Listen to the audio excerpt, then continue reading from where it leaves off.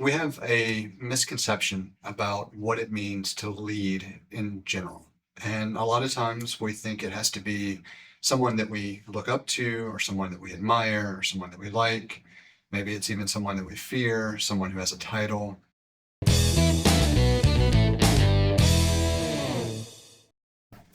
Hello, my name is Jesse, and welcome to Renegade Noble. Around here, we talk a lot about training and about being better, about improving the self, and just how to be a decent person. We have a misconception about what it means to lead in general. And a lot of times we think it has to be someone that we look up to, or someone that we admire, or someone that we like. Maybe it's even someone that we fear, someone who has a title. We a lot of times will equate a position with authority and respect. And all of those things have their place for different reasons. But what it really means to be a leader is to do something or to be someone that people want to follow. Leadership drives some shared purpose, whether you like the person or not. What makes a good leader? What makes someone a leader at all, much less a good one? These are things that are difficult to put into words, but they're things that we need to focus on, especially in today's climate. Just because someone has a position of authority or a position that should convey authority doesn't make them a leader. It makes them a person of authority or a figurehead. One of the most common misconceptions that I've encountered over the years is that a position conveys a certain amount of respect, that a position is synonymous with leadership. And I can understand how we got there, but to be a leader doesn't require a position. To be a leader doesn't require any specific authority granted. To be a leader simply requires the ability to evoke a desire for others to follow. One of the most common things that you'll hear, especially among certain demographics, is the phrase that I demand or I should be given a certain amount of respect because of a position that I hold. And a lot of times what is really meant is that you should acquiesce or be somewhat subservient to that person because of their position of authority. You can be subject to the authority of someone without showing them respect.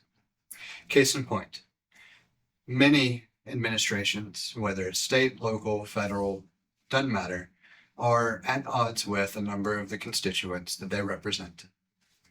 You can still be a part of that society and be subject to the authority of that group or administration in charge and not respect them, not like them, not care one way or another about them. There's a difference between respect and following the rules, if you will. And a lot of times this line gets blurred when we talk about leadership as a result, because we think of the position and what it conveys, and we forget that you can be a manager or a person in a position of power or authority and not actually be a leader. So what is a leader? Well, a leader is someone who evokes a desire in others to follow.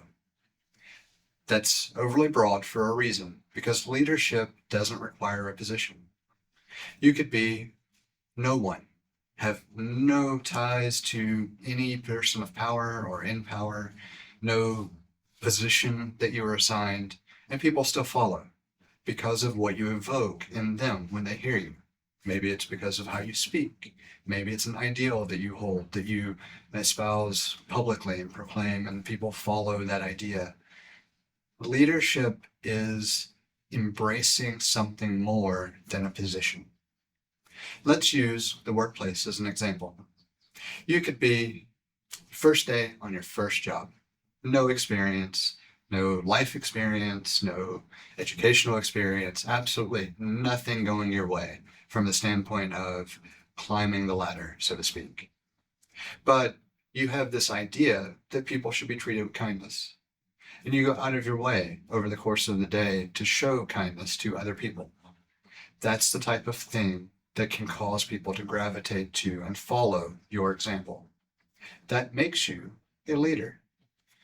On the flip side of that, you could have someone who has been in a position for a while, has received training, maybe some classes, maybe just life experience, but they've achieved this position of manager. And they were good at what they did. They excelled at the actual delivery of what was expected to them as a worker. But then in this management role, they have no clue what's going on. They don't know how to lead people. They don't know what it means to be a manager. They just know that they now have the power to tell other people what to do, and they get in trouble if things don't get done. And this creates a environment where oftentimes we'll see people flounder and just have no clue what to do next. They wing it. They really have no idea of what needs to be done except for the examples they've seen before. And these are the managers that often find themselves burning out or not meeting goals or eventually being replaced or moved to some other position because where they excelled previously, they don't really have a clear path. And oftentimes we confuse that also with what a leader. We think of them as the leader of their team. Leadership is not synonymous with a position. It's a willingness to serve in a way that makes others want to follow. Management's not the same thing. We have a current administration that I have made no attempts at hiding my frustration or displeasure with. Simple enough. I acknowledge that they have the right to govern because they were elected to the positions or appointed to the positions in accordance with the law. That doesn't mean that I respect them or think of them as leaders either. What that means is they have been given a position of power and are able to do things within the framework of those positions for, in theory, the betterment of some group of people. In times like this, leadership is more important than ever. We have a messed up system at the moment. We have an environment that is not serving the people. It is not making life better for the vast majority of Americans. We have a number of people who are attempting to show leadership qualities, and that's positive. And I'm not here to specifically support or tout any candidate or anything else. It's just looking at the overall landscape. Now is a good time to evaluate this idea of what it means to be a leader. And we need leadership that is actual, true leadership, not someone who is just elected to fill a position. So what is this episode really about? It's how do you look at someone, and how do you view them, and how do you find a leader? It's not an easy question to answer because everybody's going to have their own criteria. For me, a leader is someone who has a set of ideals that I agree with or principles that I would like to agree with or like to follow and internalize it and make it more a part of who I am. And I'll give a fairly concrete example. Communication is a big part of leadership. There are, of course, exceptions. There are some people who are capable of leadership based on conveying things through body language or other methods that are not traditional with regards to communication, but you're still getting an idea conveyed in a way that makes sense, that you can understand and interpret. So we're lumping all of that into this idea of communication. So leadership runs the gamut from these small, singular things that you want to take from somebody else to even this whole larger abstract view of that person presents and conveys and carries himself in a way that I admire and I want to be like. To this person has a certain ideal or philosophy that you can tell they live, they talk about it, they embrace it. Everything they do touches on this philosophical ideology or this groundwork of a foundational set of beliefs.